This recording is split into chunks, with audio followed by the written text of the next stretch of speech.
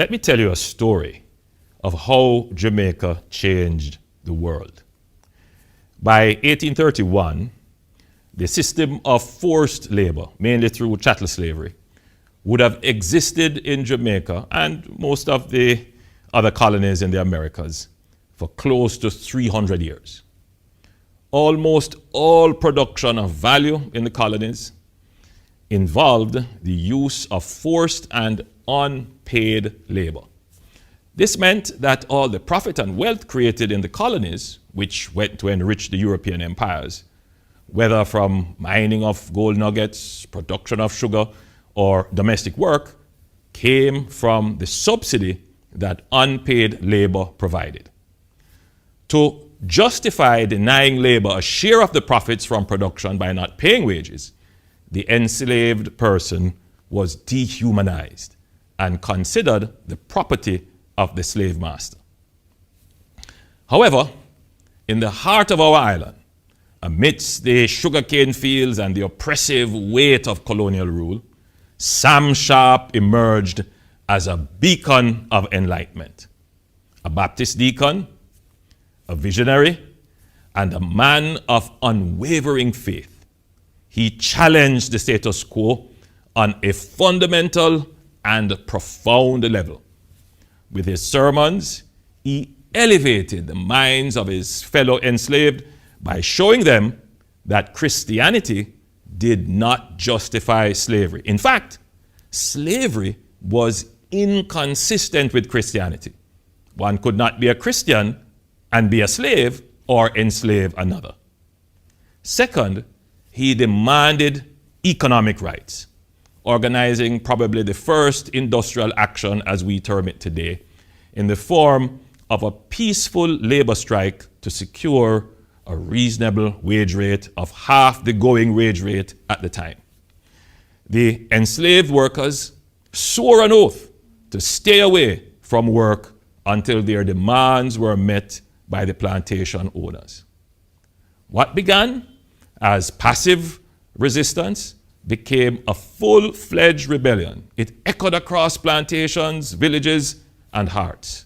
The winds of change carried more than whispers. They carried the flames of rebellion. The Baptist War, as it became to be known, erupted in 1831 and became the largest slave uprising in the British West Indies. Sam Sharp's vision was more than securing personal freedom. It demanded economic justice. He understood freedom also meant the power to control resources and engage in meaningful and rewarding production.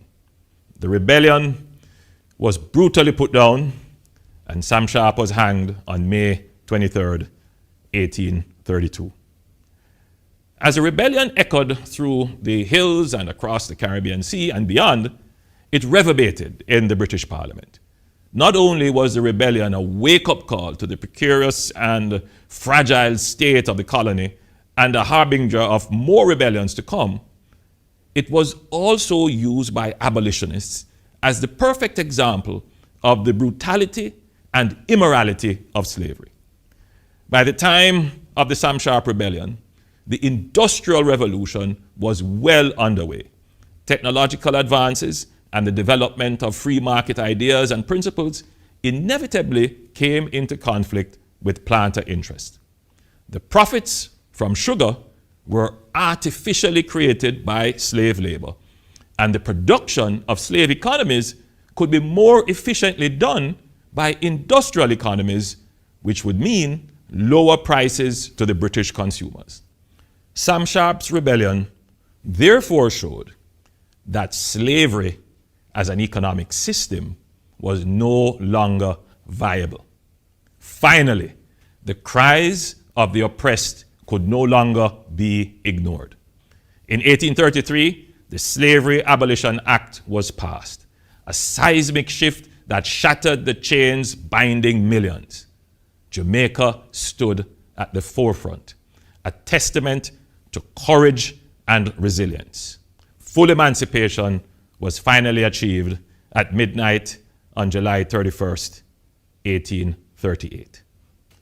And so, on This day, so hallowed in our history, we gather as one people to commemorate the unconquerable spirit of our ancestors, the brave souls who broke the chains, who dared to dream of freedom, and who ignited a flame that would forever change the course of history. Today we raise our voices in jubilation. We honor Sam Sharp, whose sacrifice ignited a revolution. We remember his famous words in a letter to the British Parliament. He said, "I would rather die upon yonder gallows than live in slavery." We remember the countless souls who toiled, suffered, and yearned for a dawn of liberty. Their legacy courses through our veins, urging us to build a Jamaica where justice flows like our rivers, where equality blooms like our tropical flowers. We cannot afford to rest on our laurels.